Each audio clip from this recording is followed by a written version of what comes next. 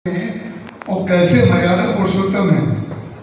मर्यादा और प्रेम का कैसा संतुलन श्री राम के जीवन में है।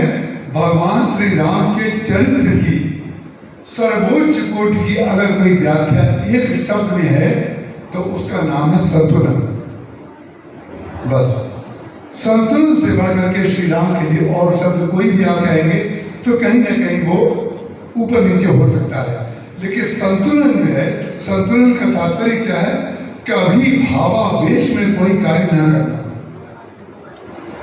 भावावेश का तात्पर्य आवेश होता है, और आवेश में जो भी आप करेंगे, आवेश में आप अच्छा काम करेंगे उसका भी परिणाम खराब होगा, और आवेश में आप खराब काम करेंगे उसका भी परिणाम खराब होगा।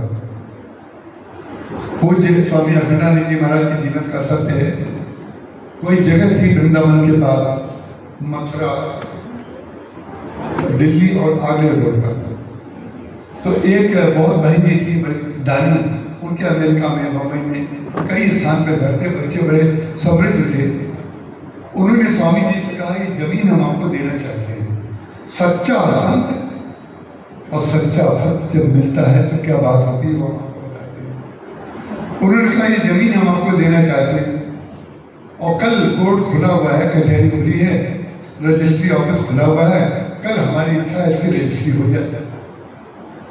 तो स्वामी जी ने कहा इसकी रजिस्ट्री तो हम करा लेंगे और ये जमीन भी हम तुम्हारी ले लेंगे, लेकिन इसकी रजिस्ट्री हम 1 महीने के बाद करवाएंगे।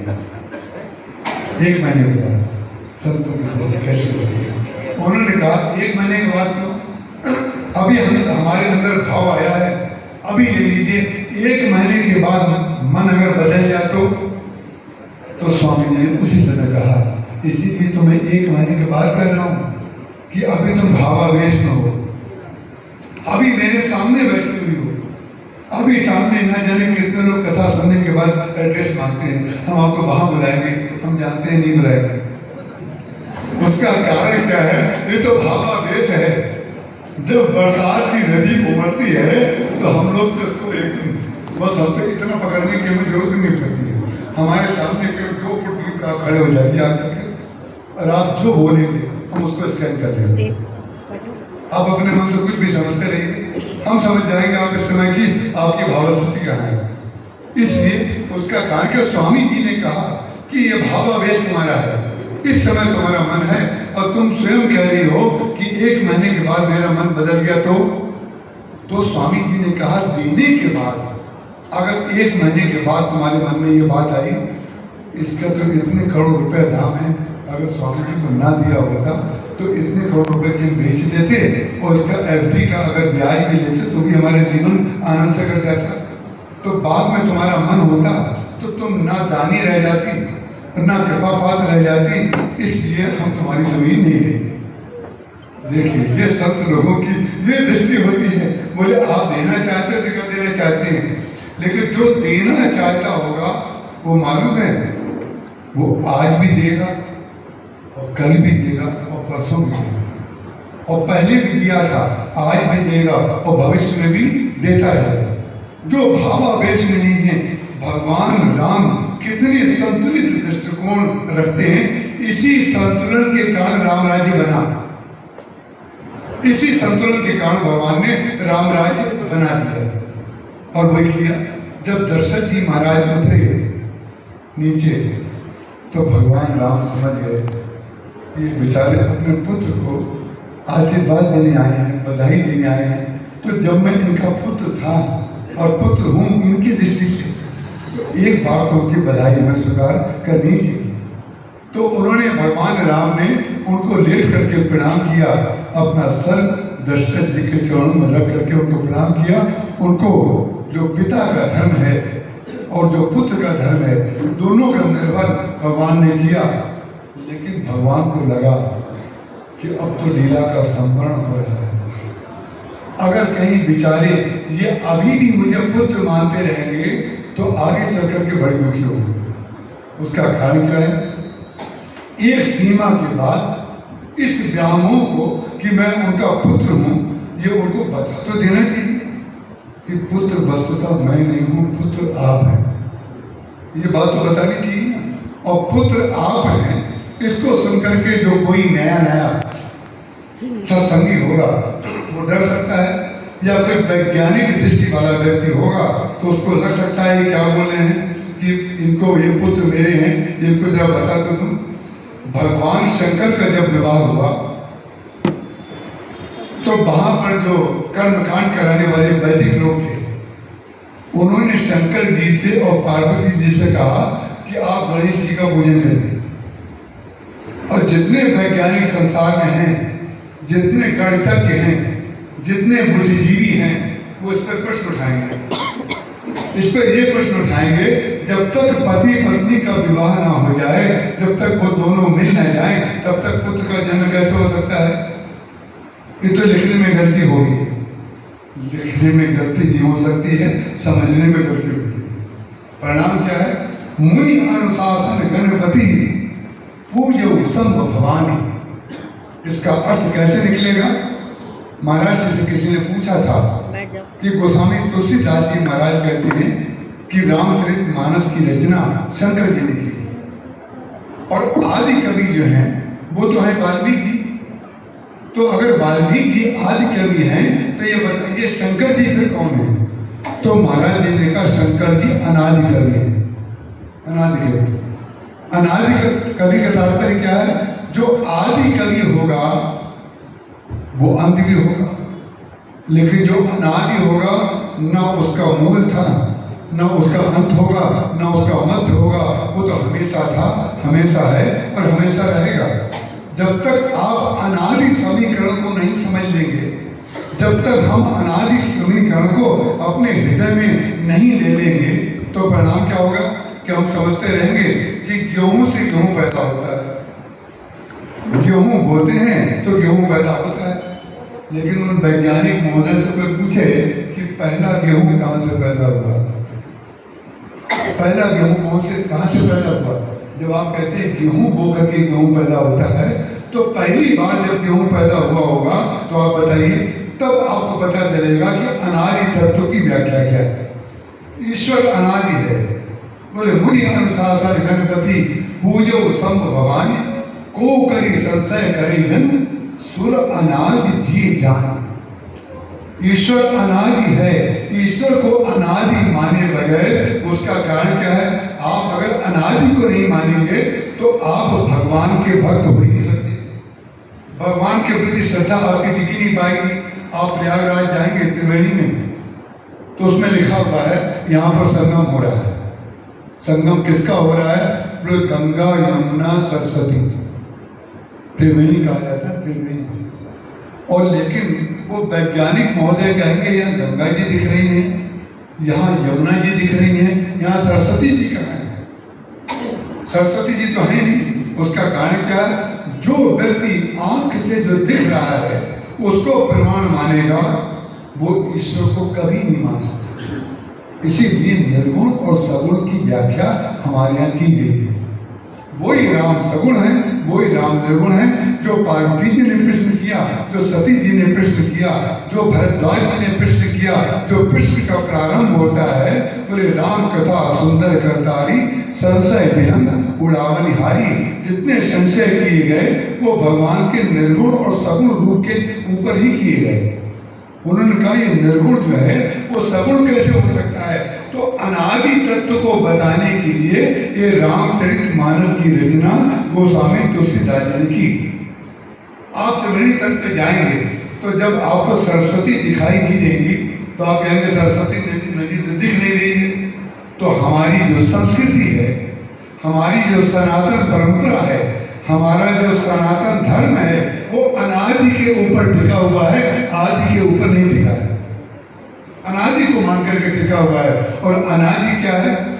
बोले जो नहीं दिख रहा है उसको मानो, जो दिख रहा है उसको देखो, उसको जानो, लेकिन जो नहीं दिख रहा है उसको भूल लो, उसको मान लो।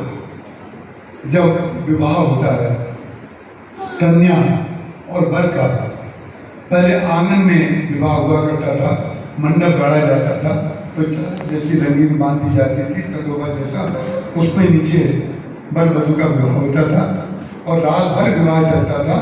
प्रातः काल वैदिक ब्राह्मण लोग जो विवाह की पद्धति है उसमें वर को कहते थे, कन्या से कहते थे कि ऊपर देखो ध्रुव तारा दिखाई दे रहा है, और कभी कभी बादल है या पंडाल लगा हुआ है, ध्रुव तारा नहीं दिखाई दे रहा है, तो भी कहा जाता था कि तुम कहो कि हमें ध्रुव तारा दिखाई दे रहा है।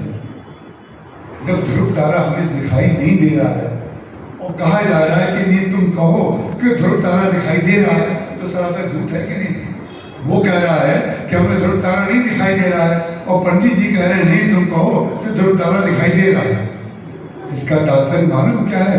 कि तुम्हें नहीं दिखाई दे रहा है, ये तुम्हारी आंख की समस्या हो सकती है, पंडाल लगा है या बादल है, लेकिन ध्रुव तारा ध्रुव सत्य है, इसमें कोई संदेह नहीं है।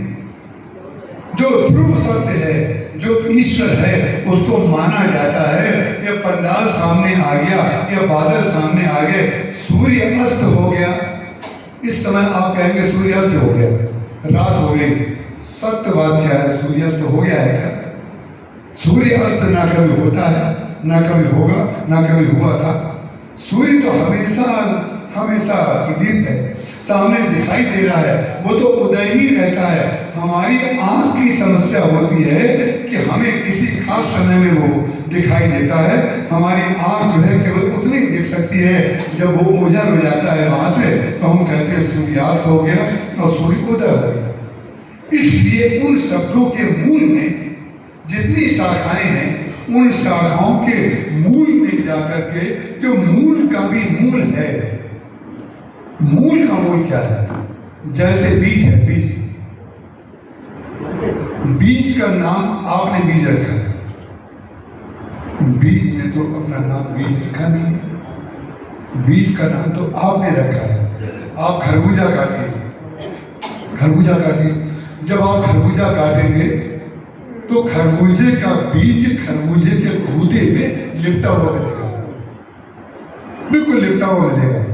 जैसे संसारी व्यक्ति माया में लिपटा हुआ है, इसी प्रकार से खरबूजे का बीज उस खरबूजे में लिपटा हुआ मिलता है, लेकिन वो लिपटा हुआ होते हुए भी लिपटा हुआ नहीं रहता। उसका कारण क्या है? हम लोग संसार का उपभोग करते हैं, लेकिन किसी खरबूजे के एक बीज ने भी खरबूजा नहीं खाया। खरबूजे के बीज ने खरबूजों को पैदा तो किया है, लेकिन उसका स्वाद नहीं लिया है, वो उससे असंग रहता है हमेशा। वही है अनादि, वही है बीज तत्व। बोले स्थूल भी होता है, सूक्ष्म भी होता है, कारण भी होता है। अब स्थूल, सूक्ष्म और कारण की आप व्याख्या जो गंभीर ग्रंथ हैं, वैदिक ग्रंथ हैं, आप उनमें पढ़िए। लेकिन विचित्र बात है, स्थूल, कारण और सूक्ष्म को आप घुमा करके त्रेता युग, द्वापर युग, कलयुग और सतयुग की तरह घुमाएंगे तो आपको बीज में से बीज को बो दिया गया, और बीज को बो करके द्वितीय निकला। जब आप एक अद्वितीय को बोएंगे जमीन में, तो जब भी वृक्ष रूप में अंकुरित होता है, जब परा मध्यमा बनता है, और मध्यमा जब पश्चंती होता है, पश्चंती जब बैखरी होता है, जब स्थूल, सूक्ष्म और कारण तीनों जो होते हैं वो एक में से ही निकलते हैं और एक में ही समाहित हो जाते हैं। वही बीजा जो है वो आपने उसका बीजा नाम रखा, लेकिन उसी बीजे को आपने जमीन डाल दिया तो उसका नाम बदल गया। उसके बाद वो पौधा हो गया, पौधा होने के बाद वो वृक्ष हो गया, वृक्ष होने के बाद उसमें फल निकल आया, और फल के बाद फल को काटिए, फिर उसमें बीजा। उसका कारण क्या है? जो अनादि तत्व है, अनादि, उस अनादि को एक के द्वारा जाना जा सकता है या अनेक के द्वारा जाना जा सकता है। बोले अद्वैत को आपने बोया, अद्वैत को आपने पैदा किया। जैसे कैसे इसको और विस्तृत करें?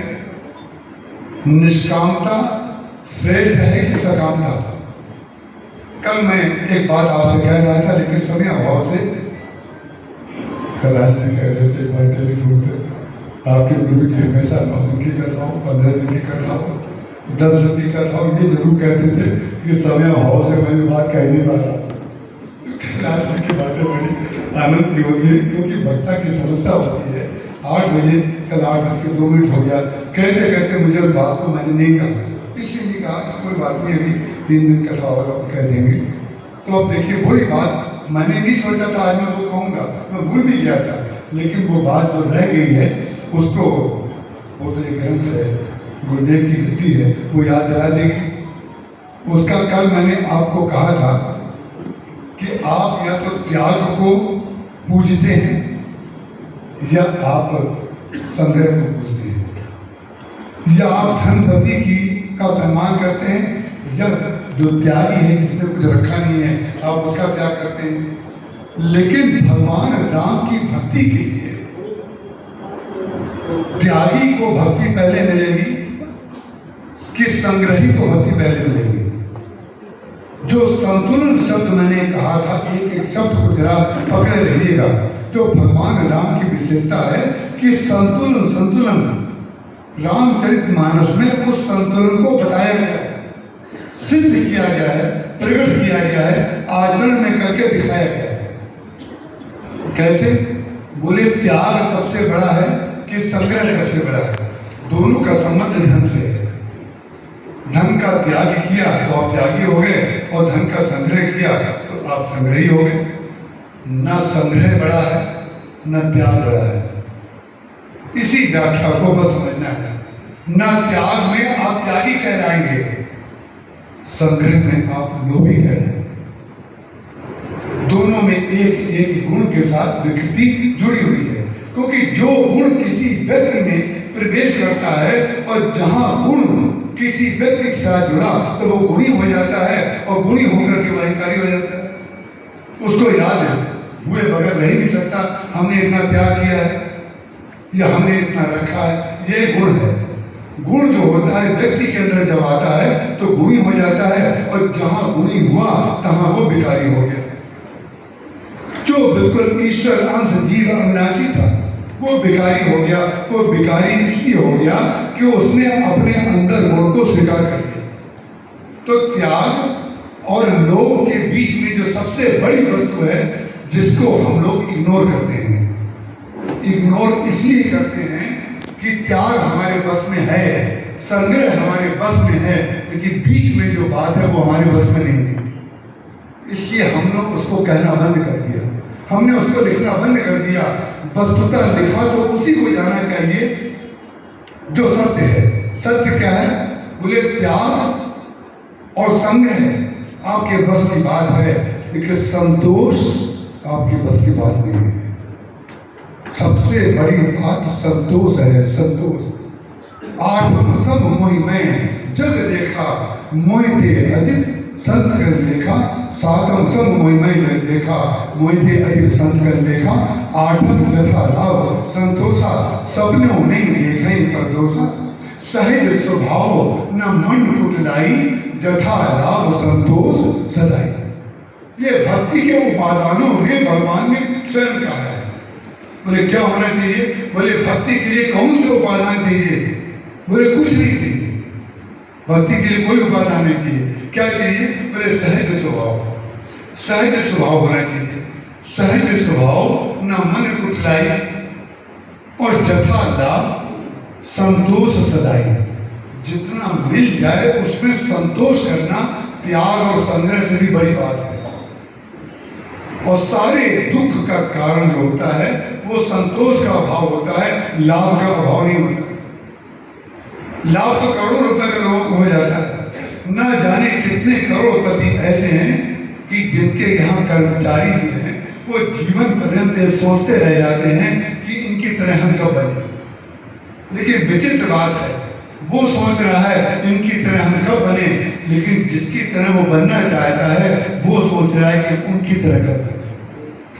बस इसी में सब लोग दुखी हैं, इसी में दुखी हैं। और दोनों संतोष में स्थित हो जाए तो ना वो दुखी ना हम दुखी। तो समस्या क्या है? संतोष का होना जितना कठिन है, जथा लाभ संतोष का संतोष करें सदाई। जो मिल गया भगवान की कृपा, जो नहीं मिला भगवान की इच्छा। बस इच्छा और कृपा के बीच में अपने जीवन को जो व्यक्ति रखेगा, महाराज जी दिल्ली में प्रवचन करने जा रहे थे, मैं उनका हाथ पकड़ा हुआ था, कमरे की बात है, उनका पीताम्बर जो पहने हुए थे वो उसका थोड़ा सा ढीला रह गया था, अंगूठे में फंस गया। अंगूठे में जब फंसा तो मैंने महाराज जी इसका, महाराज जी 1 मिनट रुकिए, आपका पीताम्बर अंगूठे में फंसा है। ना जाने कैसे मैंने कहा होगा, वो सुन नहीं पाए, क्या हुआ पता नहीं। महाराज जी ने अपना पैर आगे बढ़ा दिया, पैर आगे बढ़ाया तो महाराज जी गिरने लगे। जब गिरने लगे तो मैं हाथ पकड़ा हुआ था, तो मैंने अपनी ओर खींचा और महाराज जी आगे गिर गए, पीछे गिर गए। वो खींचने में हमसे कोई गलती हुई होगी, ऐसा खींचना चाहिए जिसमें बीच में रहे, इतना संतुलन उस समय कहाँ रहे। जो आगे गिर रहा था हमने उसको पीछे गिरा। परिणाम क्या हुआ, जब वो पीछे गिरे तो महाराज जी की रीढ़ की हड्डी में फ्रैक्चर हो गया और हमारे हाथ में पलंग से टकराया तो हाथ में फ्रैक्चर हो गया। महाराज जी को प्रवचन में जाना था, उसी समय कोई विशेष गाड़ी का इंतजाम किया गया। महाराज जी बीच क्षेत्र में बैठ के प्रवचन में गए तो महाराज जी ने पहला वाक्य बोला उस दिन, इस वाक्य का उद्घाटन उस दिन किया। महाराज जी ने प्रवचन में कहा, अरे भाई हम लोगों का जीवन तो एक धारा है और जो धारा होगी उसके 2 किनारे होंगे, एक किनारा है हरि कृपा, एक किनारा है हरि इच्छा। बोले जब भगवान के जब अपने मन का सब कुछ हो जाए तो हरि कृपा, जब अपने मन का कुछ ना हो तो हरि इच्छा। हरि इच्छा और हरि कृपा मान करके चलेंगे तो आपको संतोष और आनंद रहेगा।